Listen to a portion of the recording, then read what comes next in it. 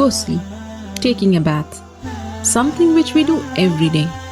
But if you think about it, it's a pretty important part of your religion, because if you are not ritually pure, you cannot perform some important religious deeds. And how much time and effort you put into learning the correct manner of ghusl, and how consciously and how well you perform the ghusl, shows your concern for the way you stand before Allah. Because al-ghuslu amana bayna al-abdi wa bayna rabbihi. Ghusl is a trust between you and your Rabb. And we really can't emphasize the importance of ghusl enough. In this series, we will begin the discussion with the obligatory ghusl, which will be helpful to you when you are in a hurry or if there is not enough time to take a complete ghusl. Next, I will take you step by step through the etiquettes of the complete ghusl, where we will discuss the sunnah acts of ghusl. And finally, in the next video, we will answer some frequently asked questions about ghusl. Alhamdulillah, all the information and answers are taken from the writings and fatwa of the scholars. So let's begin. There are two kinds of ritual impurities, the minor impurity and the major impurity, which occurs as a result of janaba, haid or nifas. To achieve tahara from the minor impurity, you only need to renew your wudu, ablution, whereas in the case of major impurity, you need to take a ghusl. And ghusl can be taken in two ways: a complete ghusl with all the sunnahs of the Prophet, and a partial or a sufficient ghusl, which means only doing what is obligatory to free yourself from the ritual impurity.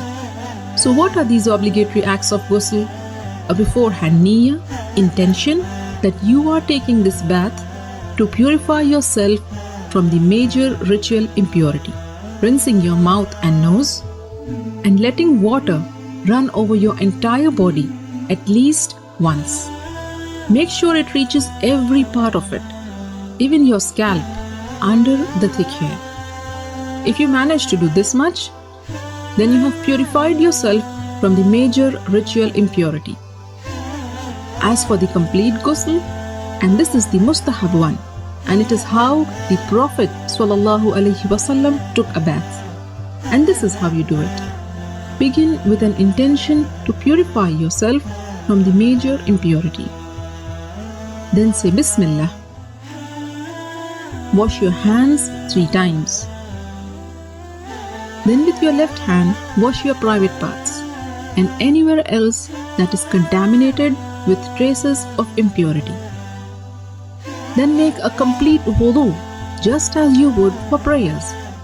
Then pour water over your head 3 times, rubbing and making sure that it thoroughly reaches your scalp.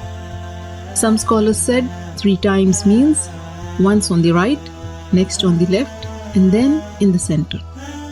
And then pour water and wash the entire body, beginning with the right side, then the left, while rubbing it with your hands so that you are sure you haven't missed any part.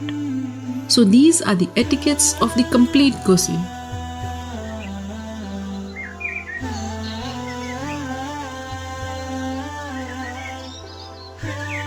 Ghusl essentially means letting water run over every part of your body.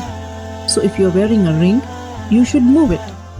And if it is so tight that the water won't reach the skin underneath, then you have to remove it.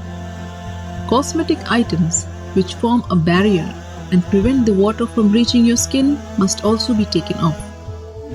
In a narration of Maymuna radiallahu ta'ala anha, it is mentioned that the Prophet sallallahu alaihi wasallam moved away from the spot where he had been taking ghusl, and then he washed his feet. Shaykh Ibn al-Uthaymeen rahimahullah explained that what is apparent from the various narrations is that the Prophet washed his feet after ghusl only when there was a need, like if the floor is made of dirt, and if the feet are not washed, they will remain soiled. So you may want to wash your feet after ghusl if there is a need.